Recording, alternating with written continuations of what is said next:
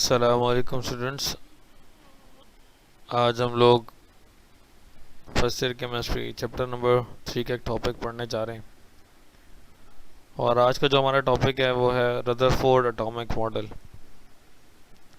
तो आज हम पढ़ेंगे कि रदरफोर्ड ने एटॉमिक मॉडल कैसे बनाया और वो कौन सा एक्सपेरिमेंट था जिसके बिहाफ पर उसने बताया कि न्यूक्लियस कहाँ होता है, इलेक्ट्रॉन कहाँ होता है। स्टार्ट करते हैं आज क्लास। रदरफोर्ड एटॉमिक मॉडल में रदरफोर्ड ने क्या किया कि एक फोटोग्राफिक प्लेट ली जो कि सर्कुलर टाइप की थी। एक फोटोग्राफिक प्लेट ली जो कि सर्कुलर टाइप की थी और उसके बीच में गोल्ड फॉयल रखी।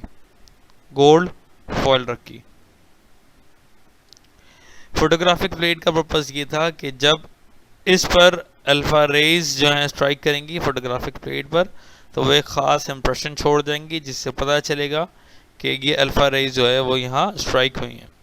चूँकि अल्फा रेज जो हैं वो हमारे पास इनविजिबल रेडिएशंस थी लेकिन वो फोटोग्राफिक प्लेट के ऊपर अपना इंप्रेशन छोड़ती हैं, तो इसलिए उसने मालूम करना था कि जो अल्फा रेज हैं यानी कि पॉजिटिव रेज वो कहाँ स्ट्राइक हुई हैं फोटोग्राफिक प्लेट के ऊपर। तो ये फोटोग्राफिक प्लेट पर जो इम्प्रेशन आया था उससे पता चलेगा। बीच में उसने गोल्ड फॉयल रखी। गोल्ड फॉयल रखने का पर्पस ये था कि गोल्ड का एटम उसने जो है वो उसको एनालाइज करना था, तो उसने गोल्ड की फॉयल रखी ताकि गोल्ड, चूंकि गोल्ड की फॉयल है तो जब रेज जो है वो इससे टकराएंगी तो वो इसी तरह बिहेव करेंगी जैसे गोल्ड के एटम से टकरा रही हैं।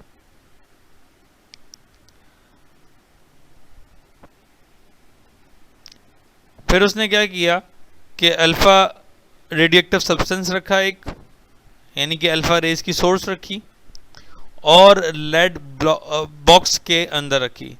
लेड बॉक्स रखने का पर्पस ये था कि हमने पढ़ा था कि जो रेडियो एक्टिव रेज होती हैं वो लेड बॉक्स से पेनिट्रेट नहीं हो पाती। लेड जो है वो उनको ब्लॉक करता है। तो अल्फा रेज को ब्लॉक करने के लिए लेड बॉक्स रखा गया। लेड बॉक्स की एक सिर्फ ओपनिंग छोड़ दी गई जहां से अल्फा रेज निकले और एक ख़ास डायरेक्शन में ट्रेवल करें। तो इस तरह उसने अपना एक एक्सपेरिमेंट का सेटअप क्रिएट किया। उसने क्या किया कि अल्फा रेज की बम्बार्डमेंट कराई किसके ऊपर? थिन गोल्ड फॉयल के ऊपर। उसने क्या ऑब्जर्व किया? उसने ये ऑब्जर्व किया कि most of the alpha particles penetrated through the foil and remain undeflected on the other side. जो ज़्यादातर रेज थी वो फॉयल से पास आउट हो गई, और अनडिफ्लेक्टेड रहीं, यानी कि स्ट्रेट आ रही थी और स्ट्रेट ही वो पास आउट हो गई। फिर उसने क्या ऑब्जर्व किया कि some of them were deflected with varying degree. कुछ जो थी वो कुछ खास डिग्रीज पर डिफ्लेक्ट हो गई, जैसे कि ये रे दिख रही आपको और ये रे दिख रही, और इसी तरह यहाँ ये रे दिख रही और ये रे दिख रही। तो ये जो ये रेज और ये रेज और ये वाली रे और ये वाली रे जो है वो डिफ्लेक्ट हो गई कुछ खास डिग्री पर। तो some of them were deflected with varying degree. और उसने मजीद क्या ऑब्जर्व किया कि few of them were bounced back on the same side.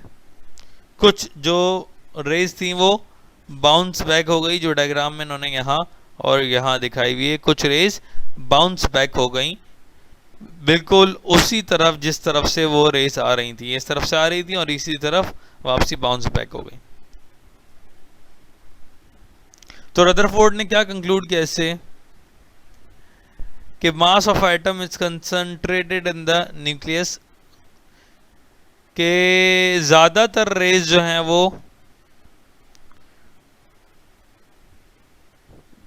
Undeflected रही थी और स्ट्रेट ट्रेवल हो गई थी, और कुछ रेज जो हैं वो एक ख़ास डिग्री पर डिफ्लेक्ट हुई थी। तो उसने क्या कंक्लूड किया कि ज़्यादातर जो मास है हमारा एटम का वो कहाँ मौजूद होता है, न्यूक्लियस में, क्योंकि न्यूक्लियस का जो न्यूक्लियस में दो चीज़ें मौजूद होती हैं, क्या, प्रोटॉन और न्यूट्रॉन। प्रोटॉन और न्यूट्रॉन का हम लास्ट टाइम मास देख चुके हैं, जो कि 1.6 इंटू 10⁻27 kg था, और न्यूट्रॉन का भी मास हम देख चुके हैं, और इलेक्ट्रॉन का भी मास देख चुके हैं, जो कि इलेक्ट्रॉन जो है वो न्यूक्लियस के बाहर उसके सराउंड में रोटेट कर रहा होता है।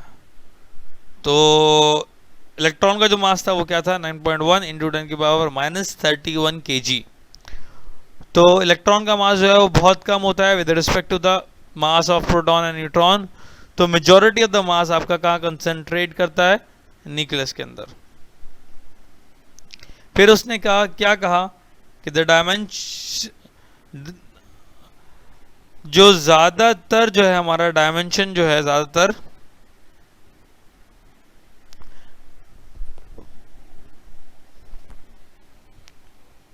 एटम का जो ज्यादातर डायमेंशन है वो नेग्लिजिबल है as compare to the radius of the atom. यानी कि न्यूक्लियस जो है वो एक स्मॉल एरिया में कंसंट्रेट करता है, और ज्यादातर जो एरिया है हमारा वो एम्प्टी है। यही वजह है कि ज्यादातर रेज जो हैं वो अनडिफ्लेक्टेड जो हैं वो पास आउट हो गई थी, और जो जिस छोटे से एरिया में with respect to the atom के रिस्पेक्ट से न्यूक्लियस बहुत थोड़े से एरिया में होता है, और बिल्कुल सेंटर में होता है। तो जिस एरिया में हमारे पास न्यूक्लियस था, सिर्फ उस एरिया से जो है वो, उस एरिया के पास से जो रेस पास आउट हुई वो डिफ्लेक्ट हुई। तो ये एक तरह से आप को एक डायग्राम बनाकर दिखाई गई है, ताकि आपको समझ में आ सके कि किस तरह जो रेज हैं वो अनडिफ्लेक्टेड थी, किस तरह कुछ रेज रिफ्लेक्ट हुई थी, और किस तरह कुछ रेज बाउंस बैक हुई थी। तो आप ये देखेंगे, ये न्यूक्लियस है, ये न्यूक्लियस है हमारा, और ये हमारा पूरा एटम है। ये अल्फा रेज आ रही है अपनी सोर्स से, जो रेड से आपको शो हो रही है। ये अल्फा रेज आई, देखें ज़्यादातर रेज जो हैं वो अनडिफ्लेक्टेड पास आउट हो गई। इसका मतलब क्या था कि न्यूक्लियस जो है वो बहुत कम स्पेस ऑक्यूपाई करता है with respect to the space of the atom. अगर ये पूरी स्पेस है एटम की, तो उसमें सिर्फ इतनी सी स्पेस जो है वो न्यूक्लियस जो है वो ऑक्यूपाई कर रहा है। इसी वजह से ज़्यादातर रेज जो हैं वो अनडिफ्लेक्टेड पास आउट हो गई थी। अब वो रेज जो न्यूक्लियस से पास से गुजरी, चूंकि अल्फा रेज पर पॉजिटिव चार्ज है, न्यूक्लियस पर पॉजिटिव चार्ज है, तो वो रेज जो हैं वो डिफ्लेक्ट हो गई थी एक ख़ास एंगल पर। वो ये आपको शो कर दी गई, एक ये रेज आई और एक ये रेज आकर इस तरह डिफ्लेक्ट हो गई इस न्यूक्लियस की वजह से। क्यों? क्योंकि इस न्यूक्लियस पर पॉजिटिव चार्ज है और अल्फा रेज पर पॉजिटिव चार्ज था। वो रेज जो बिल्कुल न्यूक्लियस से टकराई वो बाउंस बैक हो गई। क्यों? क्योंकि अल्फा रेज पर पॉजिटिव चार्ज है और न्यूक्लियस पर भी पॉजिटिव चार्ज था। तो वो इस तरह ये रेज शो हो रही है आपको, ये आई और ये बाउंस बैक हो गई वापसी। तो यही वजह है कि बहुत कम रेज जो हैं वो बाउंस बैक हुई थी, और few of them were deflected at a varying degree, and most of the rays were passed undeflected.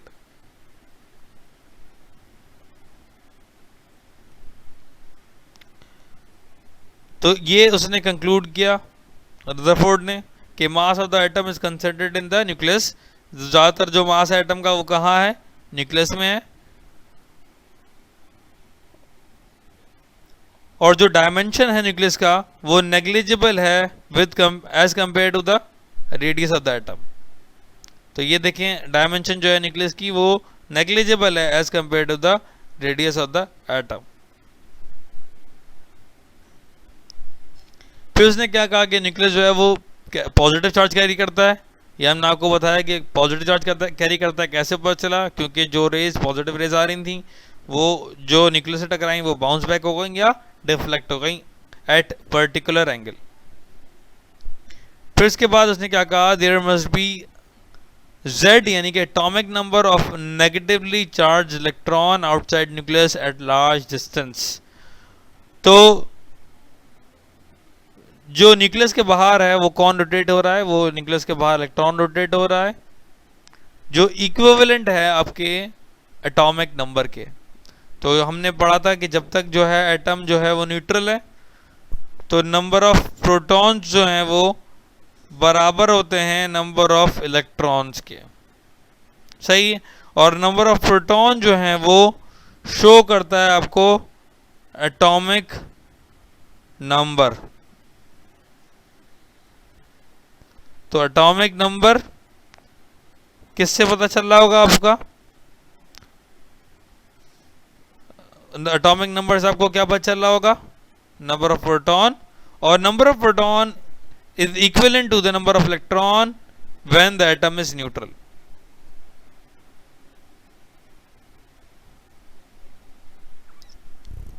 तो यही बात लिखी हुई कि there must be a z number of negatively charged electron outside nucleus at large distance, क्योंकि nucleus जो है बहुत कम स्पेस ऑक्यूपाई कर रहा है और इलेक्ट्रॉन जो है वो न्यूक्लियस से बाहर है, तभी लार्ज डिस्टेंस पर हैं न्यूक्लियस से with respect to the nucleus.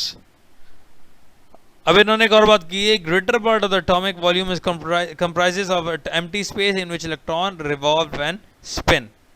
अब ज्यादातर रेज जो है वो अनडिफ्लेक्टेड थी, ज्यादातर रेज अनडिफ्लेक्टेड पास आउट हो गई थी। उसका मतलब क्या है कि ज्यादातर जो स्पेस है वो एम्प्टी है। तभी देखें ये ज्यादातर स्पेस जो है एम्प्टी शो हुआ, तभी ज्यादातर रेज जो है वो अनडिफ्लेक्टेड पास आउट हो गई थी।